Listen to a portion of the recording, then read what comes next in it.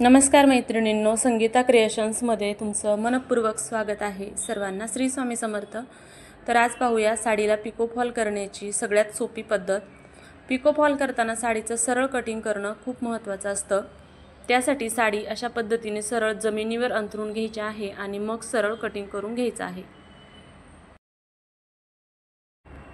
तर हे पा जमिनीवर साडी अंथरल्यामुळे अगदी सरळ कटिंग करता येतं। काही मैत्रिणी धागा काढूनही कटिंग करतात, पण मी तर अशा पद्धतीने साडी जमिनीवर सरळ अंथरते आणि मग एका लाईनमध्ये साडी ठेवायची आणि कात्री पण एका लाईनमध्ये ठेवून साडीचं कटिंग करून घ्यायचं आहे। त्यानंतर आपण करणार आहोत साडीला पिको। त्यासाठी मी इथं पिको फॉलची मशीन आहे आणि पिको करताना साडीची जी सरळ बाजू आहे ती खालच्या बाजूने ठेवलेली आहे, उलटी बाजू वरच्या बाजूने ठेवायची आहे आणि मग साडीला पिको करून घ्यायचं आहे। आता तुम्ही ते पाहत असाल साडीला निळा काट आहे, म्हणून मी ते निळाच फॉल घेतलेला आहे आणि दोराही मॅचिंग आहे, कारण आपण फक्त नेसत्या बाजूकडूनच पिको करणार आहोत। त्यामुळे पिको करताना मी दोरा तोच वापरणार आहे आणि फॉल जोडतानाही तोच वापरणार आहे। आता इथे थोडंसं तिरकस भाग दिसत आहे, तो सरळ कटिंग करून घ्यायचा, नाही तर मग तिरका आकार दिसतो।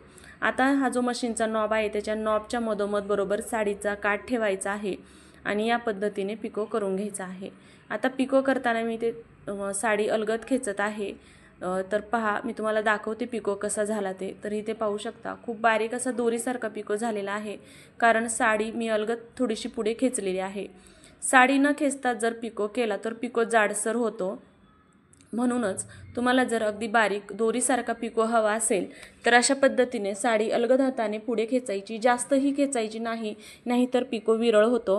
पण हलक्या हाताने साडी पुढे खेचली की पिको खूप छान अगदी दोरीसारखा नाजूक पिको होतो। तर या अशा पद्धतीने वरच्या बाजूने थोडंसं भाग राहिलेला आहे त्यालाही आपण पिको करून घ्यायचा आहे।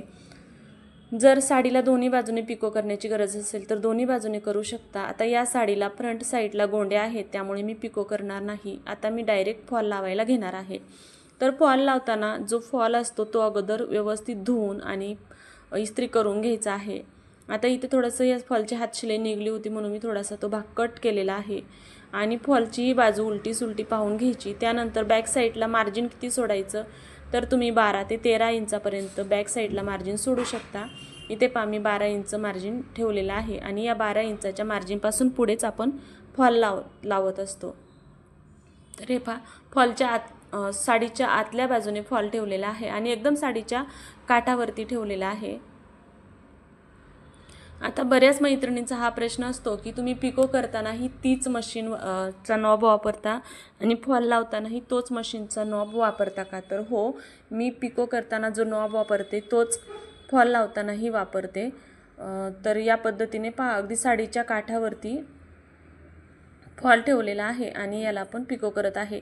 आता इथे सुद्धा तुम्ही पाहत असाल की मी साडी अलगद हाताने पुढे खेचत आहे, कारण इथे सुद्धा जर साडी पुढे खेचली नाही तर इथं जो पिको होतो तो खालच्या बाजूने तो जाडसर होतो आणि मग साडीचा जो काठ असतो पायाच्या भागाकडे तो थोडासा रुततो किंवा मग पैंजणामध्ये वगैरे अडकण्याची शक्यता असते। म्हणून इथे पण बारीक पिको केला पाहिजे, म्हणून इथे पण साडी अलगद हाताने पुढे खेचून घ्यायची आहे आणि मग संपूर्ण फॉल साडीला पिको करून घ्यायचा आहे। तर हे पहा पिको करून फॉल जोडून झालेला आहे। त्यानंतर मी साडी अशी जमिनीवर अंथरून घेतलेली आहे। मी पाटावर किंवा मांडीवर फॉल लावत नाही, डायरेक्ट जमिनीवर साडी अंथरून घेते। या पद्धतीने जर साडी अंथरली तर अगदी 2 मिनिटांमध्ये फॉल लावून होतो आणि 5 मिनिटांमध्ये आपली साडी पूर्ण पिको फॉल करून तयार होते।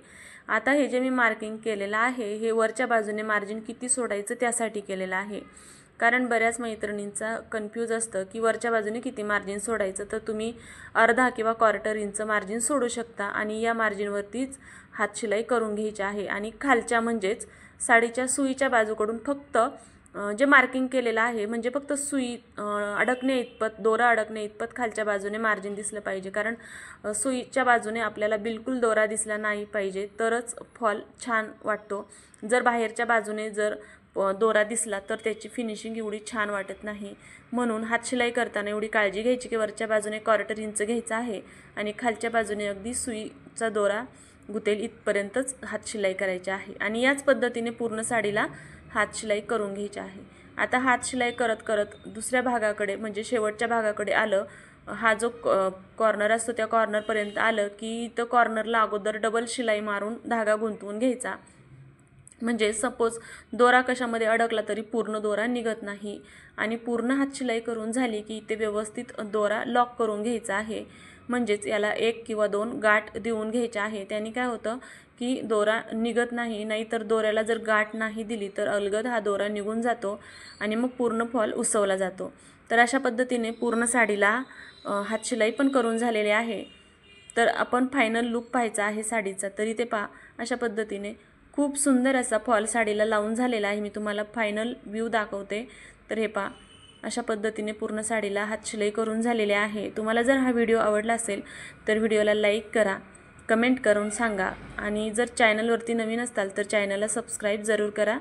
पूर्ण व्हिडिओ पाहिल्याबद्दल तुमचे मनापासून धन्यवाद.